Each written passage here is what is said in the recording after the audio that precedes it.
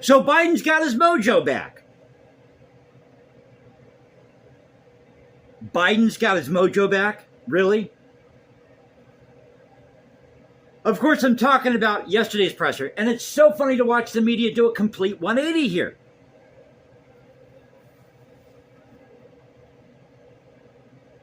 But I thought it was a real scream when Biden let the cat out of the bag and he said, so I've got a list of people I need to ask questions here. Seriously. Pre-selected media types asking these questions. Lame-ass questions like, Mr. President, some critics say that you are not mentally and physically capable of handling the job as president. What do you say to your critics, Mr. President?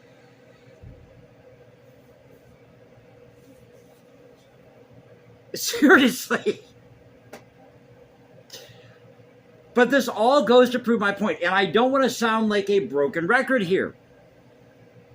But maybe it's time we rethink this thing called the presidency. But what about the balance of power? I've heard that argument. So this is going to be somewhat of a hybrid video, I guess, because there's just so much news out there. I wanted to talk about the Biden presser. Somebody left me a comment on one of my videos. It was a video about limiting the presidency to a 6-year term. There's also an article at Newsweek about New Hampshire being the latest state to take up this secession initiative, secession movement. And it talks about the 14th Amendment. So when I saw this at Newsweek and the inaccuracy about the 14th Amendment, I had to chime in on this.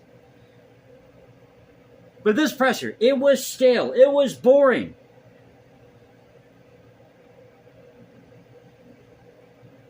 I mean, I thought I needed a sugar shot at that point, you know? I mean, seriously, it's just like, really, dude? The same old hashed out talking points that you've said in every speech that you've had. We've done great things in my administration. Wasn't it funny when he recently called Trump, Vice President Trump, because he couldn't remember VP Harris's name? And he confused Zelensky. There we go, Zelensky. His name is Zelensky. When he confused Zelensky with Putin. Oh, and Zelensky was standing there. Oh, awkward. So welcome back to the channel, everybody. Culture Confederacy here. It's Friday. Happy Friday. And thank you again for watching, subscribing, being a part of this thing called the Culture Confederacy. There are no fancy graphics, epic soundtracks, no pretty boy camera angles. It's you, me, my smartphone, the news of the day, as we preserve great art, music, history, and culture, and politics is a major part of American culture, which I think has been dumbed down. I mean, seriously, it has. Republican, Democrat. And it's always over these lame-ass issues, like abortion. I'm sorry, but abortion is a lame-ass issue. Issues like abortion, gay marriage, you name it, they should all go back to the states. Those are social issues. That has nothing to do with the U.S. government, the day-to-day operation of the government. That's what I mean when I say lame-ass issues.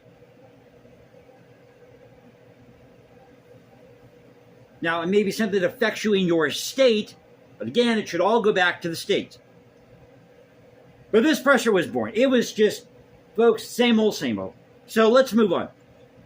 So for the sake of time, let's get to the next topic here. Newsweek. Well, first, let me read this comment that was left on one of my videos here. The video talking about limiting the presidency to a 6-year term. Article I found at the Sacramento Bee. So this person writes, and I'm not going to say their name to protect the guilty here.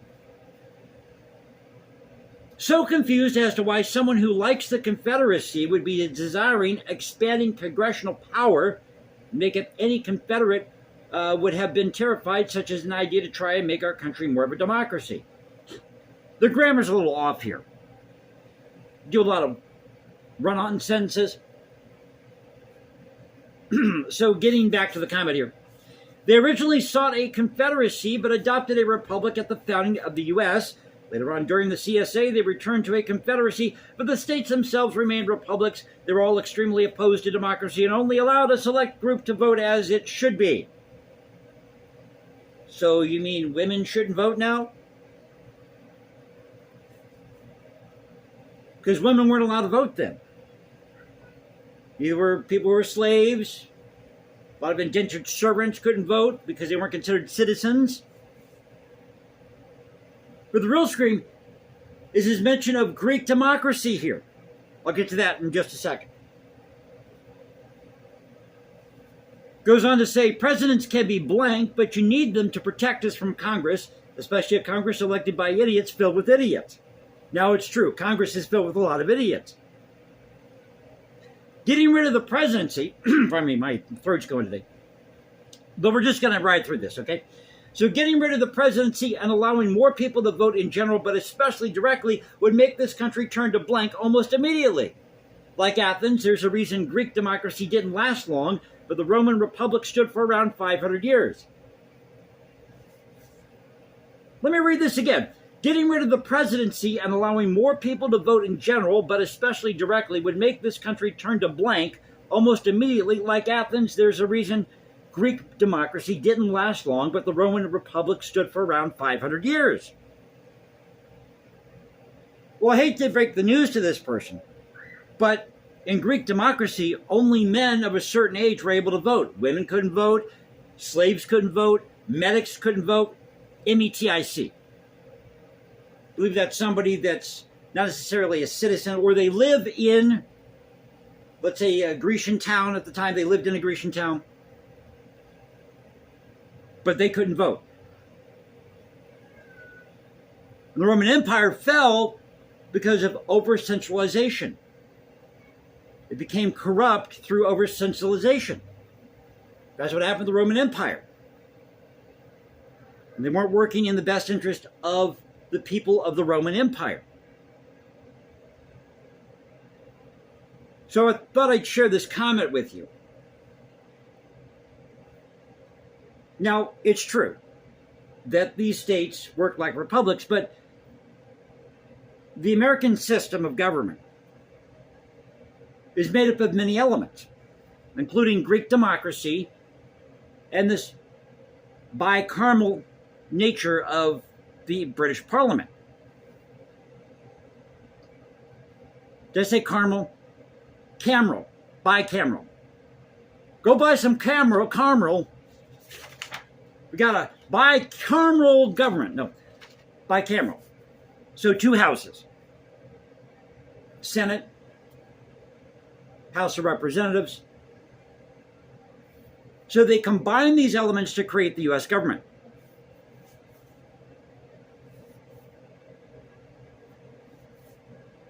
But the CSA was not opposed to democracy.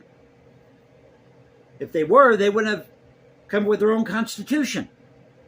They weren't opposed to democracy.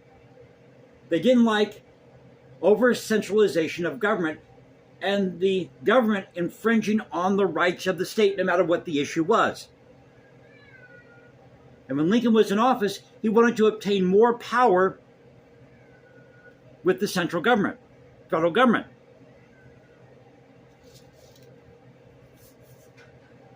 But I said in my video, talking about this, expanding out the presidency, then maybe we should spread out Congress. Now, by that I meant, instead of having Congress in one location with only how many members of Congress there are. It was what 530? How many people in the House or Senate? I think it's like 538. But if we split that up and had a Congress that represented, let's say, the West Coast and the East Coast and the South and the North, then government would be more efficient because you'd have more representation. You'd have more people in Congress, yes, but you'd have more representation, and things would get done. They would get done because you don't have everything centralized in a place called D.C. with 450 some odd people or 500 some odd people who don't know how to get along. They're supposed to represent 320 some odd million people. So there's a disproportion there. It's disproportionate. So getting to this article at Newsweek, talking about this secession movement in New Hampshire, latest state to pick up this secession movement. That's the question in this article: is secession realistic? And they have a map here of the states that have these secession initiatives. Texas, everybody knows about Texas, California, Florida, Louisiana, and Alaska. Now you have New Hampshire, that makes 6 states. But they have a map here showing which states have these secession initiatives. So it asks this question: is secession realistic? While the support for independent state movements has grown in recent years, Professor William Hall said the legal feasibility is not well founded. Quote, under the 14th Amendment Citizenship Clause, the language implies that a state has no right to sever the bond between a U.S. citizen and that national government through secession or otherwise. He's a political science professor at Webster University. Legally, one's U.S. citizenship would not terminate even if living in a country that seceded from the Union, he said. That means you'd still have to pay taxes, make the ideals behind secession somewhat mute. Well, he's incorrect here. He's incorrect here. Now, it's true, in this transitional process of a state declaring that they're independent from the United States, seceding, there'd be a period where that person, that individual, would have U.S. citizenship. But if that person votes in that state to secession, then they are accepting all the terms that come with it. They're saying, yes, I'm willing to give up my U.S. citizenship to secede with the state in which I live. But there's nothing in the 14th Amendment that talks about secession. And there's nothing that implies that a state has no right to sever the bond between a U.S. citizen and that national government through secession or other means. Here's what it says in the 14th Amendment. Section 1, all persons born or naturalized in the United States and subject to the jurisdiction thereof are citizens of the United States and of the state wherein they reside. No state shall make or enforce any law which shall abridge the privileges or immunities of citizens of the United States, nor shall any state deprive any person of life, liberty, or property without due process of law, nor deny to any person within its jurisdiction the equal protection of the laws. When that state is a member of this thing called the United States. But once a state secedes, it is no longer under any obligation of the laws of the United States because it has just seceded and declared its independence. That would be like saying that the United States is still obligated to Great Britain or living under the laws of Great Britain, even though we seceded in 1776, declared our independence from Great Britain. Now, if you go to the, second to last section here, Section 4.